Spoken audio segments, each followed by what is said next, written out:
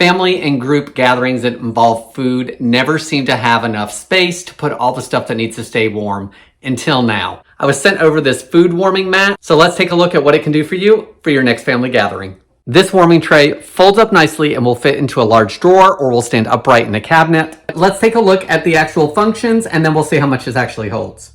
It does have a removable plug, so the plug just plugs into the heating mat and then into the wall. To turn it on, you do have to hold it down for just a second or two.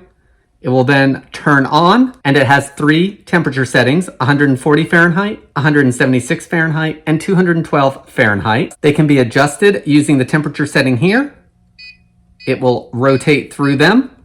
It also has a timer function, so you can set it for 1 hour, 2 hour, or 3 hours, all with push of a button. This also has another feature where you can pick what zones that you need for whatever function you're having.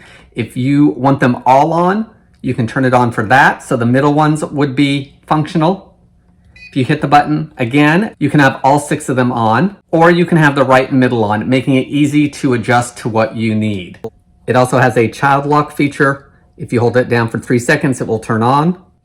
That will keep everything at the setting that's needed. And if you hold it down again for 3 seconds, of course, it will turn off. Here's an up close look at the display. You have your mid, your right, and your left would show up over here in regards to what elements are on. You have your temperatures here, as well as your timer hours run across the top. Your child lock shows up right here. This warming plate also has a really neat feature in regards to the heating zones. When they are cold, they show up this purple color, but when they are hot, they will show up this pink color, letting you know that they are hot. So I think that's a really neat feature just to let you know what's going on with the heating pad. Let's load it up with some common containers that would need to stay heated. This holds a lot of things. I've only got 5 things on here, so I still have room for more.